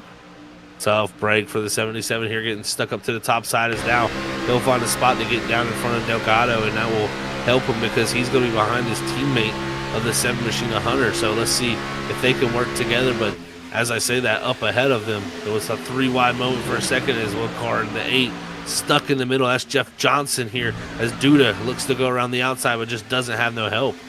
As it's going to be seeing the Maji teammates of Brett Malone as well as Christian Peterson. They're going to be trying to work together as much as possible. Jared Duda, also part of that team, and the 24. Where can you find any more help, or are you stuck where you're at? 3 wide in the middle of the pack. They continue to fight and claw. You got to make your move now. The laps are ticking away with 18 to go. The front 10 are just staying in line. It's not until you get outside the top 10 where they're seeing the first couple of drivers side by side. Zach also up front, contact between Sims and Peterson as they hold on, and almost again, Jackson, Sims, Peterson, you got to play nice because we're still in these final laps. There's still 17 laps to go. That's for sure. You don't want to end up on the rollback here this late in the going, especially when you're up front and have the opportunity. So right now, Peterson, Brett Malone, able to actually get a little bit of a gap here back to Jackson Sims as he's dropped into the clutches of Spencer Owens and looks like Justin Vandermeer. So let's see what these drivers can gather up because they're going to have to catch our top 2 who are trying to get away, but it's going to be quickly them running them down. And seeing the 96 also getting into the fray. One of the biggest movers right now.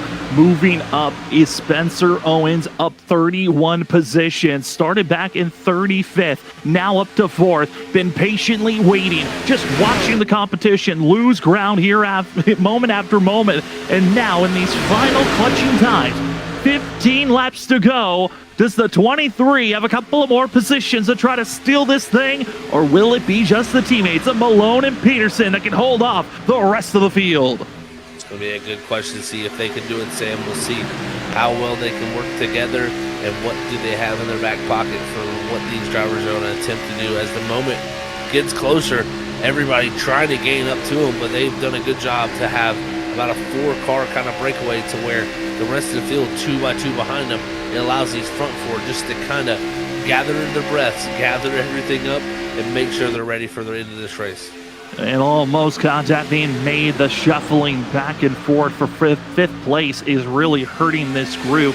The side drafting, the contact, they're losing momentum and ground. And our top 4 starting to break away. Almost a half a second is the difference between 4th back to 5th and 6th that once again use each other another lap. This 96 Zach is using up everything on the track, even their competition.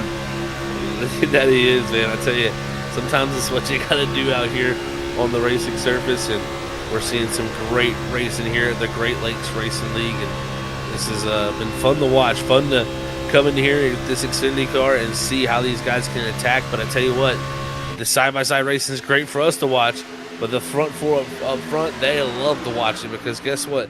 The gap continues to grow to our front 4. Which is then going to put the power in the hands of Jackson, Sim, and Owens. How do you want to work with these other 2 drivers ahead of you? You continue to build this gap, but at what lap do you decide that you need to flip the switch and turn into the attack mode and not defensive? You're pulling away exactly what you need But now we're starting to see that second group trying to get in line a little bit better. The 54 now has been the absolute leader. A little bit of more side-by-side racing for 6th place is now the 29 of Nathan Jump, now leading the outside row. But Zach, there's the gap, there's the difference, and it's Justin in the 54 that is trying to reel back in the front 4 to the rest of the pack. If I'm the 54, you're just trying your best to get away from them and claw your way up to this front group. The problem for him is I think he is close enough. The thing for him is, will he bring some others with him? So I think Vandermeer, it looks like now within a half a second of this front group, he has got a gap of about a half a second to Jump, who's now cleared. And same for Tyler McClellan, same for Justin Mons. As 3 wide farther in the background, there might be wrecking here. They're going to be trying maybe 4 wide. Up. They are 3 wide, multiple rows back in 10th place. It is a dangerous moment for these drivers. You got the 7 and the 37 that have been working together. You also got Sim going to be seeing Cy Jackson in the middle as well. But the 27 of William has been the driver that's been kind of the punching bag. He's been pushed around into the outside wall and forcing this position. But 3 by 3, and oh, Henry better hold on as the 12, huge wiggle. He'll falter back, but a big save for himself. Now less than 10 laps to go. 9 currently for Brett Malone. Wow, great racing right here as the 37-7 lead on each other. The 27 drops back in line, and we get 2 by 2. As right now, our top 5 have broken away. They got another 2 coming and another 2 coming at that point. So we might, at the end of this thing, have about 9 cars in line. That will be interesting to see what do they elect to do once we get to the end. If they wait long enough, they shouldn't have any quarrels from that group from behind. Find your dancing partner and hope that you guys can work together to catch the leaders. It's now 7 drivers that have caught up in this lead pack, being led by Brett Malone. When will they decide to go side by side? Because whenever this lead pack decides to give up on staying in line, that will give the possibility of everyone 8th on back to close in the gap. And here we go, Zach. It's the fight. It's the 54 that wants to be the leader on the outside, getting a little bit of help from Nathan Jump. He does not want to wait. He says, you know what? I got to take my opportunity now. Justin Vandermeer jumps out to the top, like you said there, Sam, and he is going to look for some help. Will it be Nathan Jump who's able to help him? It's just the problem is Jump has no help behind him. It's just tough to be that second car with no third car able to push you up to that front lead car. Mons, Duda, they're trying to work together to close into the top 7. They're about 1.2 seconds back from this group, and with seeing side-by-side racing, it might bring them enough speed to close in, but no! They're wrecking further on back. The third big pack gets involved, and it's the 18 of Matt Durr involved in. Zach, the timing of this, we're going to have it inside the regulation. Green, white, checkered. That is exactly right, Sam. It's going to be right in that window, and we'll see how it all shakes out. But yeah, it all started around the 18 machine there, coming off of turn number 4, and I think he might have got a little bit of help here. Got a little bit of that red line also that kind of got him checked up and up a high, but that car from behind there just making a little bit of contact that'll send him around. That's going to be Cy Jackson in the 2 machine, but yeah, like you said, just a little bit of the glimpse of the 18 touching that red line that shimmies him up off of 4. Let's take another look at it. This group battling for 12th place currently, trying to find a way to close into our top 7, but this is not the way you want to do it. 18 touches that red line, bounces up, gets loose, checks up, and this 2, there's just nowhere else to go but to run over the 18. Tough break for the 18, man.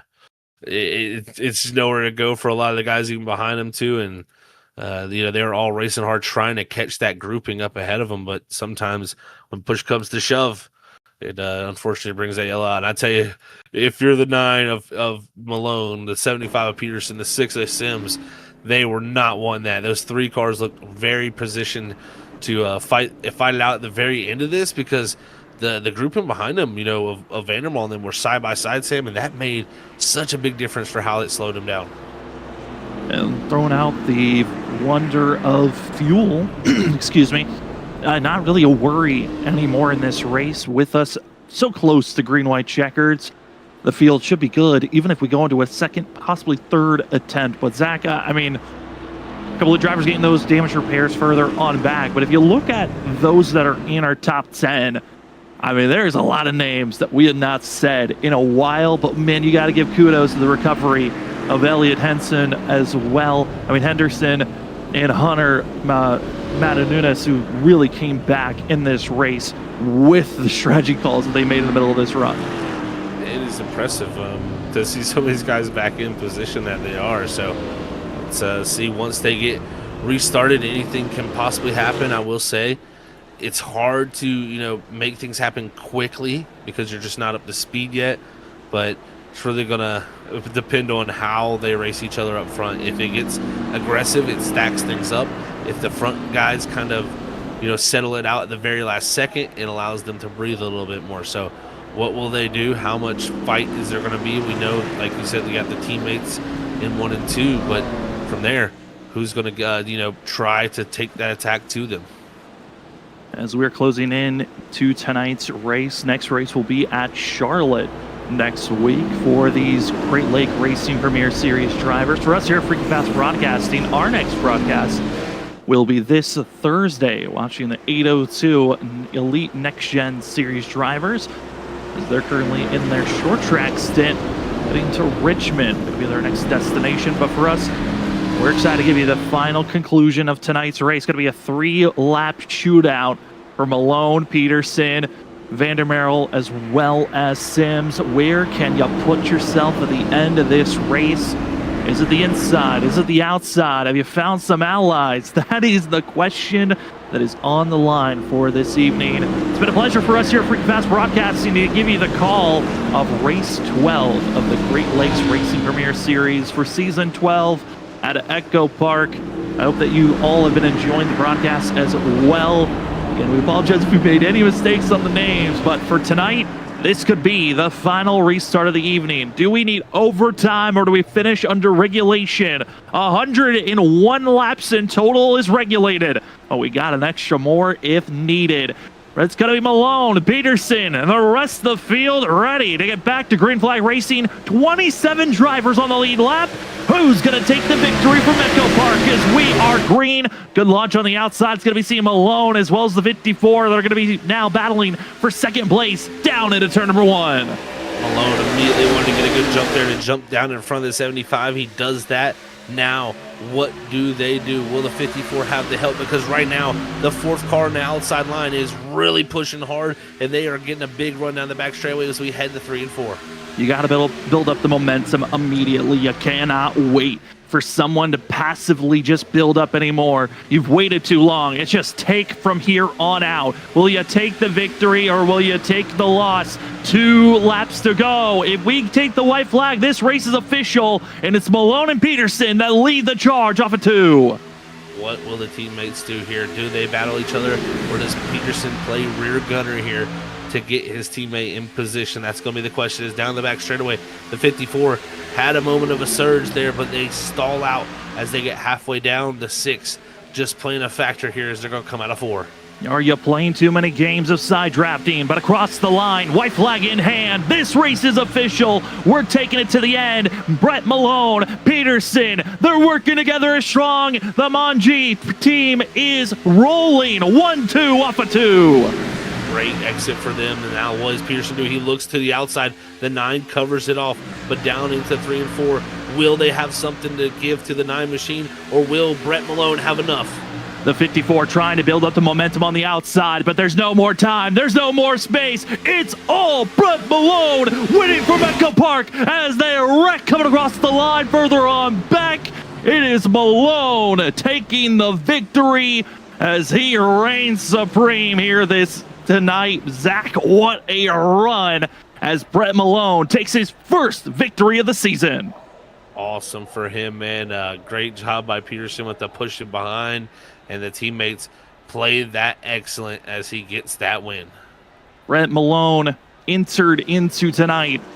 He was back in the mid-30s in points and has been looking for a good run. This is not just his first win of the season, Zach. This is his first career Great Lakes Racing Series victory.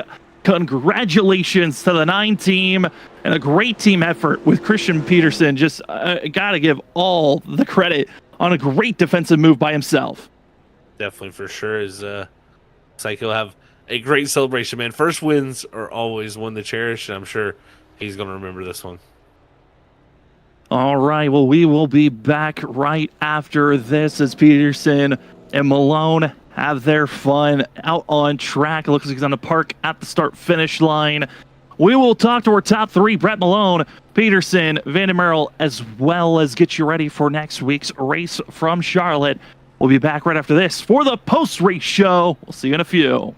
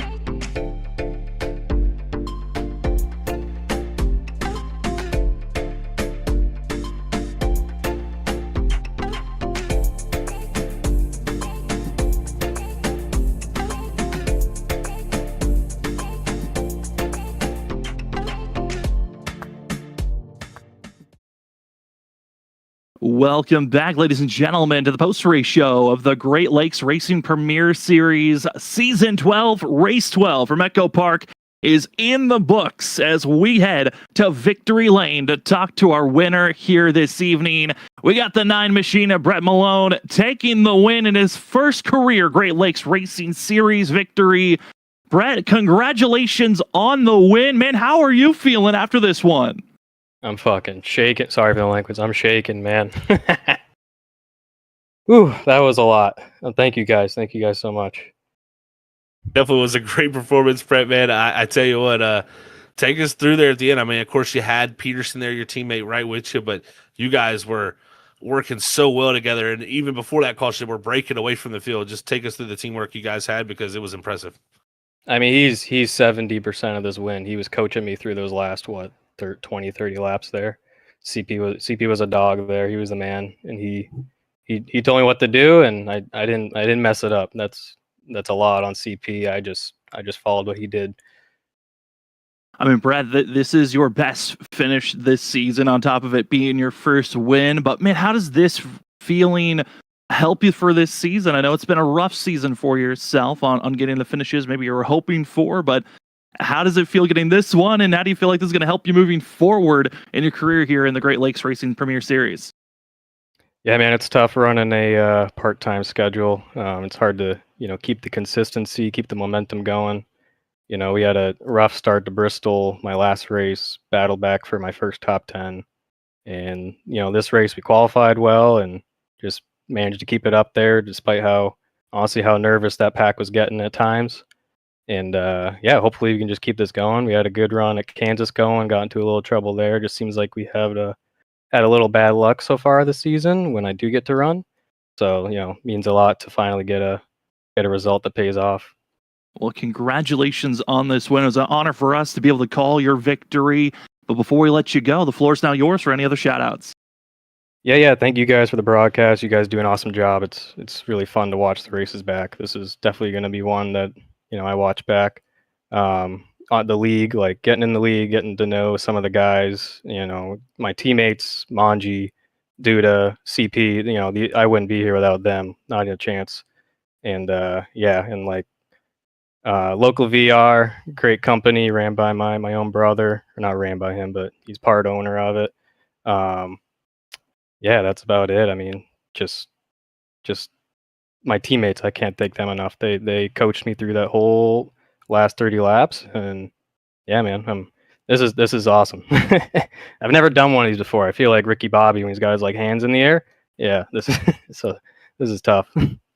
Well, Brett, you did a great job being up front in it. Yeah, you're the one holding steering wheel and performed out there. Congratulations on the victory. Enjoy this one, and good luck on whatever future races you have here at the Great Lakes Racing Premier Series.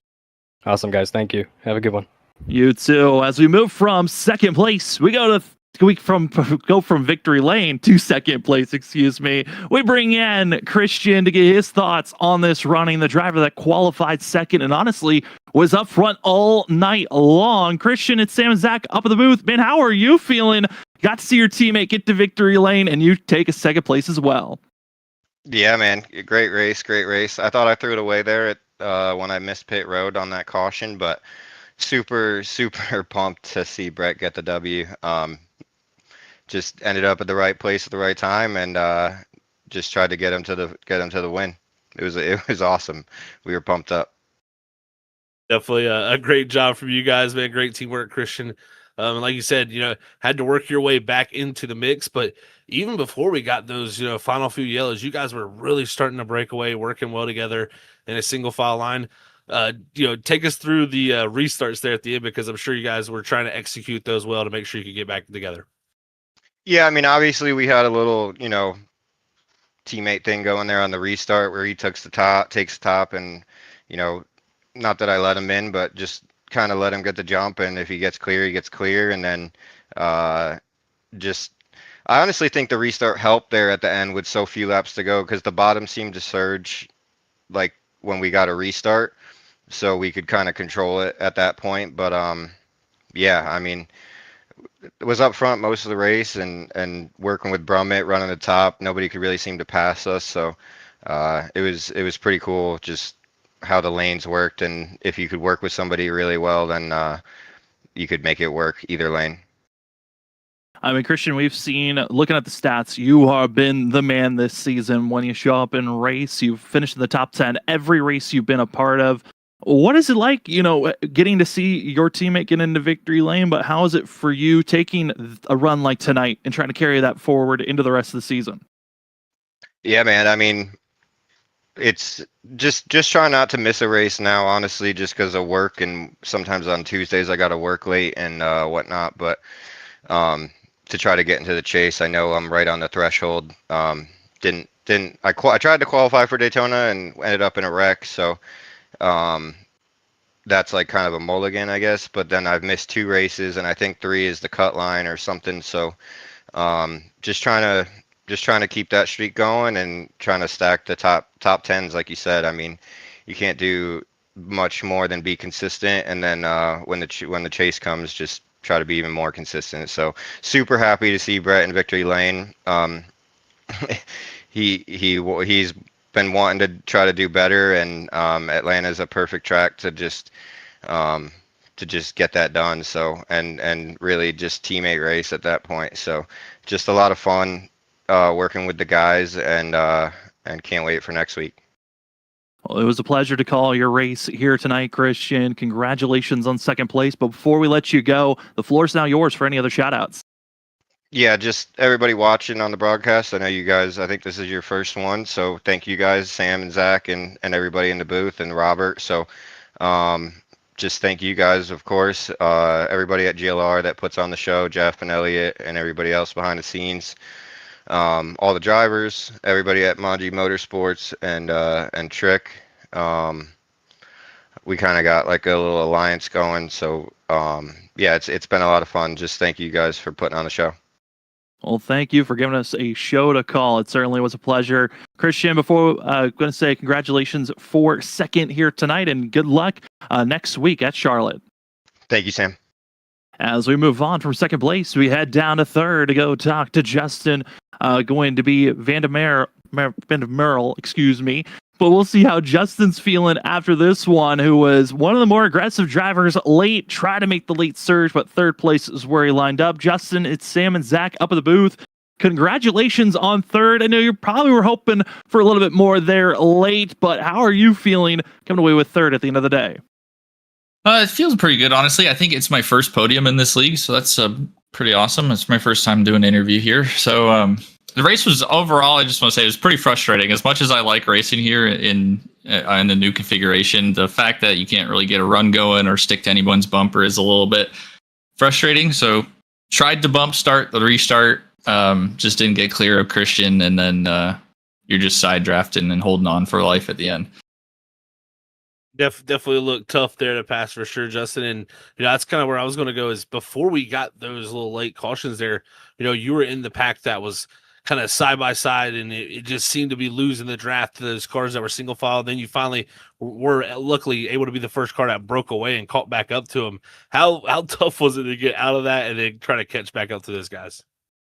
Yeah, there was a couple little runs early in the race where we would kind of back off. We were just saving a little bit of tire because we knew how it built loose a little bit over the longer run. And then we eventually did catch up to the field. And that one time I think you're talking about, we were side by side forever. And as soon as I did get clear of the bottom, I just, started pushing to catch them. I knew that was going to be crucial. If I could keep those guys at a decent distance behind me, side by side, maybe they can't catch us, and it would be like a 4 or 5 horse race for the win. So that was the plan anyway. Obviously, the late yellow came out, and that didn't happen. But third place is still good. We'll go on with that. It certainly is a good finish, Justin. I know that with the way the points are looking with the final 2 races of the season, you're mathematically out of a chance to make it into the chase. But how do you want to carry on this racing and this momentum from tonight into the rest of the season? Yeah, the momentum is huge. I have a running gag. I kind of call myself a plate merchant. I think they're my better tracks, but I'm going to miss the next couple races on vacation, unfortunately. So being out of the playoff race doesn't really affect me there, but going to get some R&R, and then we'll come back swinging, hopefully, in the next few after that. Well, we cannot wait to see you when you're back out there on track, Justin. But before we let you go here tonight, the floor is yours for any other shout-outs. Just one tonight, Pro Edge Racing, the guys that invited me over here, Matthew Weeks, he's been here for a few seasons now, got a handful of us in. Sucks they all wrecked out of the race, so I didn't have any friends at the end, but yeah, Matthew Weeks, Ethan Brell, Pro Edge Racing, they're all good guys, let me run with them, so yeah, that's all I got for tonight. Well, Justin, congratulations on third here this evening, and good luck the next time you're out there on track. All right, thanks, Sam and Zach. As that will finish up our interviews here this evening. That was Justin Verlander Merrill, who will come away third here tonight. As take a look at our unofficial results. 40 drivers attempted to race here tonight, but only a handful, or could say they really survived the evening. And ultimately, it will be Brett Malone that takes the victory, with Christian Peterson taking second. And we find ourselves in the final couple of positions. 54 of Justin taking third. Jackson Sims fourth. Fifth, we find the 96 of Tyler. Spencer Owens, biggest mover of the day, up 29 spots for the 23. We'll take sixth position. Nathan Jump will take seventh. Eighth will be Justin. Going to be seeing Amons as well as Zach. Henry taking ninth. At one moment, Henry disconnected 2 laps down, got the cautions, got the wave arounds, and the top 10 for the 12. Big run here this evening that helps him to get closer for a fight to make the chase. Elliot Henderson is also going to take 10th place here this evening and will be right at the cut line, just 1 point back. Zach, the points are close. Oh man, here's some of the other drivers that maybe wish for a better evening for themselves. Definitely going to be closing in on those points for sure for those guys next week. But yeah, man, as we look through the rest of this, it was tough nights for a few of these drivers back here. Unfortunately, not able to position themselves in the spots they really wanted to be able to get the finish they wanted. So unfortunate for them, but they will move on to next week and try to get the best run they could possibly out of this as we look through the rest of the running order here for tonight. And go through the rest of the running order again. Top 27 drivers made it onto the lead lap and were able to take it all the way to the end. Everyone else wrecking out and not able to finish at the end of the day. Certainly a wild one overall, but it was a pleasure to give you the call. Again, our first broadcast of the Great Lakes Racing Premier Series. It was an honor to be able to call Brett Malone's first career win for the Great Lakes Racing Series. And Zach, it's always nice when you've got teammates that are willing to help you out and just want to cheer you on as you cross the line and head to victory lane. it's always good to have that trust, man. You know, when you have teammates that are willing to work with you, willing to be that, you know, rear gunner and kind of give you the comfort of say, hey, man, do this and we'll get to the finish together. And it's definitely great to see those things happen at these plate tracks. And you heard it from the interviews. It was really a lot of thanking Christian Pearson for putting him in that position. And again, got to give Brett Malone a good job because, man, he had to drive that thing. He had to get those restarts, time it well, get down in front of him, and make sure to hold that car steady. So shout out to him, first career win, and I love always seeing that. And it was just cool to be a part of here tonight. We also appreciate everyone out in chat that were commenting, cheering on for their favorite drivers and teams. If you enjoyed the show, remember to hit that like button onto this video, as well as subscribe if you want to see more of our racing action that we call throughout the week. We cover 2 other racing leagues on Monday night. It's the Trinity Racing League as they run the O'Reilly's car, the same car you just saw here this evening. And then Thursday night, it's the 802 Next Gen Elite Series that we will be covering at Richmond this upcoming Thursday, as those drivers have been having chaotic ups and downs moments. They've had some wrecks at times that we've been questioning, but man, I feel like this upcoming Richmond race is one you do not want to miss. So we cannot wait to see you then. But for the Great Lake Racing Premier Series, they head to Charlotte. Going to be their next race, the penultimate race of the regular season. Points are on the line. There's about 4 to 5 drivers that are within 10 points of one another. And that means it is crunch time. Every position matters. And with 40 car fields like tonight, it matters to make sure that you finish inside of the top 15, the top 10, or even winning the race is so critical. But Zach, it's been a pleasure to call here tonight. But any final thoughts before we get ourselves out of the Great Lakes Racing Premier Series here tonight? Yeah, like you said, Sam, it was a pleasure to cover here tonight. I mean, such a well-established league, and I love seeing it, man. I know how difficult it can be to run a league, especially for 12 seasons, man. It's a number that's special even to me. So I know how that can be, and just got to give them a huge shout-out and allowing us to come here and be a part of it here for tonight and call this great race in action. And again, shout out to Brett Malone for that first career win. Congratulations, that 9 team. For us, though, in the booth, it was a pleasure to give you the call on Tuesday nights. For myself, Sam Dyer, for Zach Hall and Robert Moyer Jr., and everyone else a part of Freaky Fast Broadcasting, thank you for hanging out on your Tuesday night. If you're watching live, welcome. If you're watching after the fact, we appreciate you coming back and checking out the racing action here from Echo Park Speedway.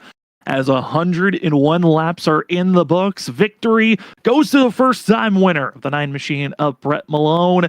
And we cannot wait to see how the rest of the season concludes. It's Charlotte, Darlington, before the chase. 10 drivers with a chance to run for a championship. And there's 2 weeks to figure out who will be those final 10 drivers. For us up at the booth, though, we cannot wait to see how the rest of this week moves on. If you can't wait for the racing action, we got you covered Thursday night. It's the 802 Next Gen Elite Series. We get to see 30-plus drivers attempt short track racing from Richmond. Who's ready for the short track action? I know we are up the booth because that will be our next Freaky Fast broadcast.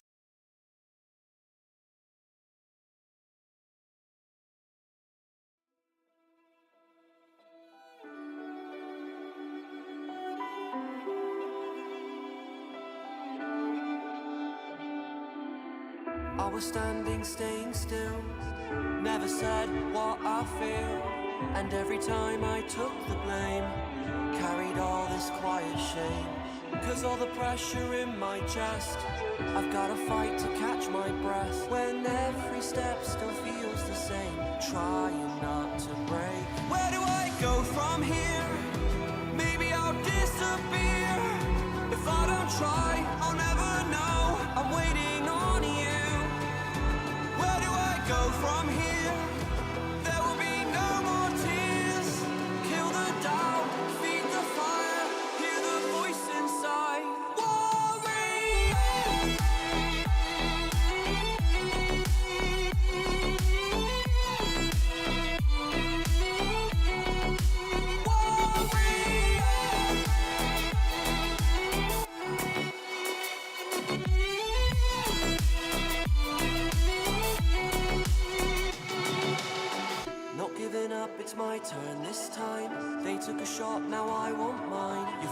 their eyes I take the wheel.